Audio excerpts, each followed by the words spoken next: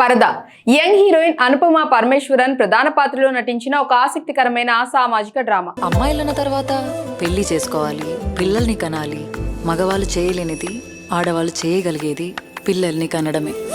Cinema బండి, శుభం వంటి చిత్రాలతో పేరు తెచ్చుకున్న దర్శకుడు ప్రవీణ్ కాండ్రీగుల ఈ సినిమాను తెరకెక్కించారు. అనుపమతో పాటు దర్శన రాజేంద్రన్, సంగీత కీలక పాత్రలో నటించారు. ఈ చిత్రం ఆగస్టు 22, 2025న థియేటర్లో విడుదలైంది.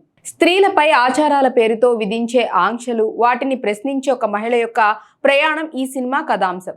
ఈ సినిమా ఎలా ఉంది, దాని బలాలు, బలహీనతలు ఏంటో ఈ రివ్యూలో చూద్దాం.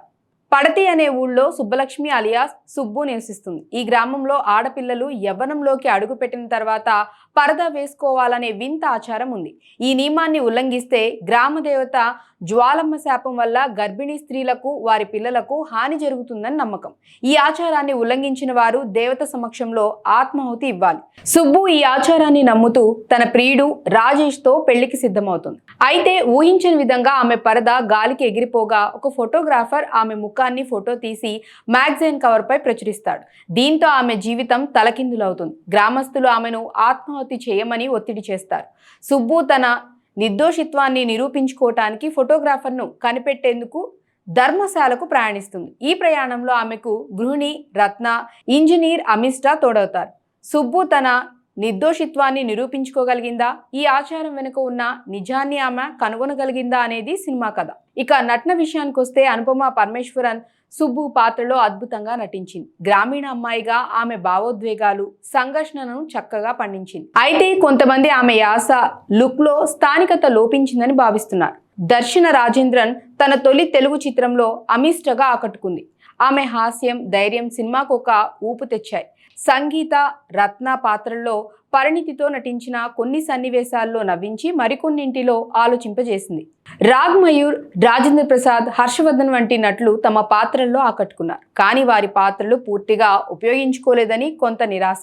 Dharmendra Kakarala editing second half లో మరింత పదునుగా ఉంటే బాగుండేది. ప్రొడక్షన్ డిజైన్, ఆర్ట్ వర్క్, ముఖ్యంగా జ్వాలమ్మ జాతర సన్నివేశాలు ఆకట్టుకున్నాయి. పరదా సినిమా ఒక బలమైన సామాజిక సందేశంతో మొదలవుతుంది. స్త్రీలపై విధించే పురాతన ఆచారాలు, వాటి వెనుక ఉన్న నిజాలను ప్రశ్నించే కథాంశం ఆకర్షణీయంగా ఉంది.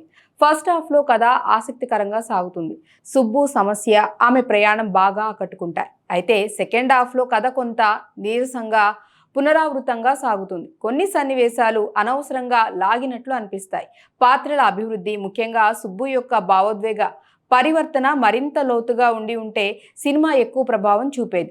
దర్శన సంగీతాల పాత్రలు కొన్ని చోట్ల సినిమాకు జీవం పోసిన కథనం ఊపందుకోకపోవడంతో కొంత తడబడిందని చెప్పాలి. ఈ సినిమా స్త్రీ స్వేచ్ఛ, సాంప్రదాయాలపై ప్రశ్నలు లేవనెత్తినా ఆ ప్రశ్నలకు బలమైన సమాధానాలు ఇవ్వటంలో పూర్తిగా సఫలం కాలేదు. తీర్పు: పరద ఒక సామాజిక సందేశంతో కూడిన ఆలోచనాత్మక సినిమా. అనుపమ దర్శన సంగీతాల నటన, దృశ్య రమణీయత, గోపీ సుందర్ సంగీతం సినిమాకు బలం. అయితే నీరసమైన సెకండ్ హాఫ్, అభివృద్ధి చెందని పాత్రలు, ఊహించదగిన క్లైమాక్స్ సినిమా ప్రభావాన్ని కొంత తగ్గించాయి. స్త్రీ కేంద్రీకృత చిత్రాలను, సామాజిక సందేశాలను ఇష్టపడే వారికి ఈ సినిమా ఒకసారి చూడొచ్చు.